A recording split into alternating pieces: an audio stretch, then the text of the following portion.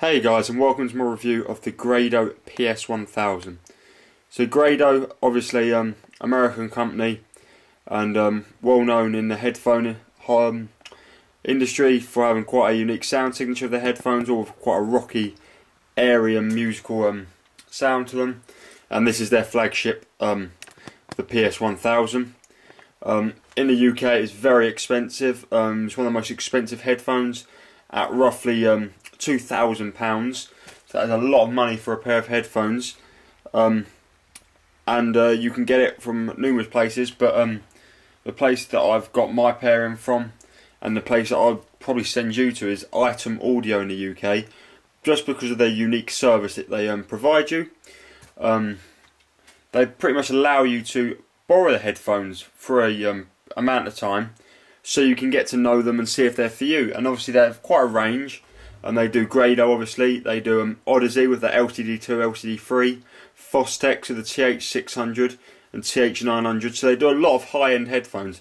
And obviously I think when you get to that sort of high-end area of headphones, you want to really be able to listen to them all, so you can see if one's for you or not for you, because obviously they all sound very good. The Grado sound very good, the Odyssey sound very good, the Fostex sound very good, but it's really what's for you and what suits your musical tastes better and suits what you want to hear frequency response wise in a headphone, and also for what suits your amplifier and DAC and all that sort of stuff as well.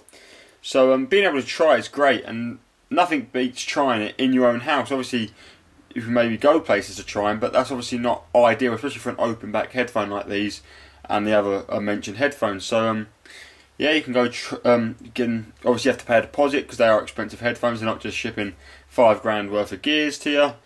But this is all fair enough, and they have a secure method for doing that, and they're completely legitimate for that as well. Yeah, their ethos is about getting customers and not just getting one-off buyers. So you know, take your time with what you're doing. Don't rush to any decisions, and if you don't like any of the stuff, they or if you don't feel obliged to buy it either, I don't think. But they also do a nice range of headphone amplifiers, the Electric, for example, bursts and stuff, and they also do portable amplifiers like the Fostex HPP1 and the Colourfly C4. You expect to see things and all the stuff I've mentioned so far in this video coming shortly to my channel. But this video is about the Grado PS1000, so let's have a close look at that. Obviously what you can see now is the packaging. They are a £2,000 headphone, but it's quite minimalistic. Like all the Grado stuff, you know, some used to come in pizza boxes, the cheaper models, and this one is quite simple in the fact that it just comes in this white cardboard box with Grado headphones PS1000 on them. So it's nothing exciting, nothing over the top, but it's the headphones that are really the special part of these. So to start off with, obviously the headphones are a opened back design, and obviously just to put it out there, they don't isolate at all, and I think these leaks sound a bit more than some competitors, just from sort of experience of what my family have had to say to me while I'm listening to them. The hi-fi mans definitely don't leak sound as much as I have, the HE500s, as don't my Sennheiser HD580s. But yeah, these do leak quite a bit of sound, not the most extreme listening levels, because the grills, they output pretty much the same sound as they're outputting to your ears. Obviously there's that to be taken into consideration, but obviously I'm not expecting anyone to buy these to use these out of the house. Comfort wise, these are quite odd really, because so they have these big foam pads that sit on your ears rather funny. They're quite solid. They sort of hold the headphones a fair distance away from your head, but they feel quite dissimilar to any other sort of headphones that I've ever used. And at first this feels really odd. I didn't rate the comfortness highly, but you know, you sort of get used to it, and it ends up being quite pleasant. It's a low clamping force. It's not a lot of pressure, and doesn't like make your ears feel claustrophobic, and you know, a lot of padding. So it does actually get quite nice, and you do grow accustomed to it. But I think I still prefer maybe like something like the pleather pads on my hi-fi mans give me, or the Vela ones say on my Sennheisers. So I did get used to them, but they're still not perfect. While I'm here, I just wanted to point out one niggle I have had with these, and when I lift these up, they sort of tend to fall on the headphone adjustment to the top, or they do when they sit on my stand. So every time I put them on, I adjust them to the smallest setting. So that takes, it's just a bit of an annoyance that I have to adjust them every time I listen to them. But there's worse problems out there in the headphones. The build quality does feel nice. This is all metal, and as far as I'm aware, it's actually filled with mahogany. And this is all due to different damping effects of different materials. Obviously, Grado know what they're doing and stuff like that. The cable, I'm sure, is high quality. It's an extremely thick cable. As you can see, it's an extremely thick cable. I'm not quite sure the material used, but I doubt that Grado have messed around when designing these. But it isn't removable, and that is certainly worth taking into account. But it's very thick, terminated in a nice 1/4-inch jack that's really sturdy and has a nice drain relief. So it's good in this aspects as well. So things to know about the headphone is it's only got a 16 ohms driver, which compared to Beyerdynamic's top model was 600 ohms. Sennheiser's top model is, I think, 300 ohms, and so forth. Odyssey are hard to drive for different reasons because they're plain and magnetic. So this is just a dynamic driver, but it's only 16 ohms, which is like a lot of portable gears. It doesn't have the high sensitivity, about 98 decibels, but still it's relatively easy to drive. But I'm not going to recommend plugging it into your iPhone or your BlackBerry or whatever and listen to your music off there, because this thing upscales tremendously well. I mean, you feed it for a better source and you feed it for a better amp, and this is how it's meant to be driven. With a bit of power, a bit of assertion, and you really can get an amazing sound out of these through that way.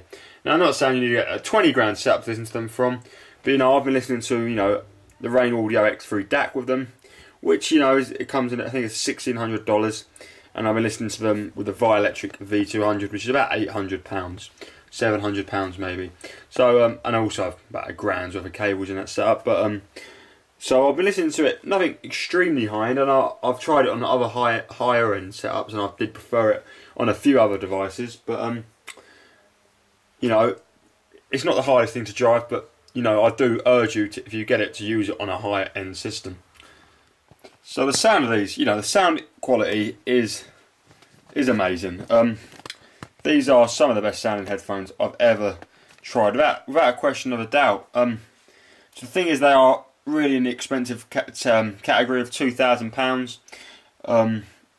They do have a different design about them compared to the competitors, and I think it really is what suits you. But I must say, having heard top models from Odyssey, the top models from Fostex like the TH900, the top models from Hi-Fi Man with the HE600, which I think is a fabulous headphone, and also Stax headphones that are into this price range, the Lambada, the Sigma, which fall into the the £2,000 category, as well as other headphones. This is in a competitive category, and you do want the best sound from this category. So you have to take the competition into price. But as for the actual sound of these, they have an amazingly open and airy sound to them. It's really quite detailed. It's got really powerful mid bass with a slight hump, probably at about 150-200 Hz. It gives it a lot of power in the mid bass, but it does suffer from a slight sub bass roll off. Nothing horrific, but frequency response graphs can confirm this, but it's nothing horrific, but it is noticeable nonetheless compared to something, say, like the Fostex TH900, which has absolutely tremendous sub bass and a clear amount more than this. The mid range though is very balanced. It's quite dry, and it's slightly behind the bass, but it's very well balanced. It's straight across. The mid highs doesn't have any assertion of the low highs, and vice versa. and it's, you know, tremendously detailed. The treble is not the most peaky. There's a 10k kilohertz, you know, treble peak that gives it a nice bit of sparkle, and the extension is quite nice, with a lot of air to the sound. So, you know, it's a nice sounding headphone. I feel sometimes my Hi-Fi Man HE500s, when well driven, you know, for expensive amplifiers nonetheless, that are very powerful in their output in watts, sound a bit more dynamic, a bit more detailed to these, and they are, you know, under half the price. So maybe it's just because I've not got on that well with them, but I don't think they're worth their price of £2 in their sound. You know, I'd expect a bit more sub-bass performance, you know, a bit more aggression in the mids. You know, the mids are nice and they're airy and they're smooth, but they're quite gentle. They're not, you know, they're not the most transparent either. You know, things like the Hi-Fi Man HE500 I prefer in that sense, and you know, even things like the Sennheiser HD800 I think can outdo them in a fair few aspects of the sound. So they are a nice headphone certainly, and they're quite an iconic headphone with their huge pads and their metal cups with their mahogany inside. But I can't help feel like they're a bit more of a nice looking product at times, with an expensive price tag over in the UK as to the best sounding headphone you can get. And obviously this is no money object, almost at £2 grand. You know, but then if you are interested in getting these, the best bet is to try them. You can try them with Item Audio in their store, or, you know, get them in your house. You know, get them along with the Odyssey LCD3 and the Fostex TH900 and see which is best for you. And I don't think I can recommend hearing them yourself over what I have to say, because auditioning with your own ears and your own music is always going to be the best bet. So I think that's the best way about it. If you're in the UK, give Item Audio a call. I'll link their information down in the description. So yeah, see what they have to say and see if you can get them in your house for a bit. And I hope you enjoy them, and you make a nice choice when you're getting your endgame headphones. But that is the Grado PS1000. I hope you enjoyed the video. Please thumb up the video, and also subscribe, and please check out my website www.inearspace.co.uk for a bag full of reviews. And other than that, I'll see you next time.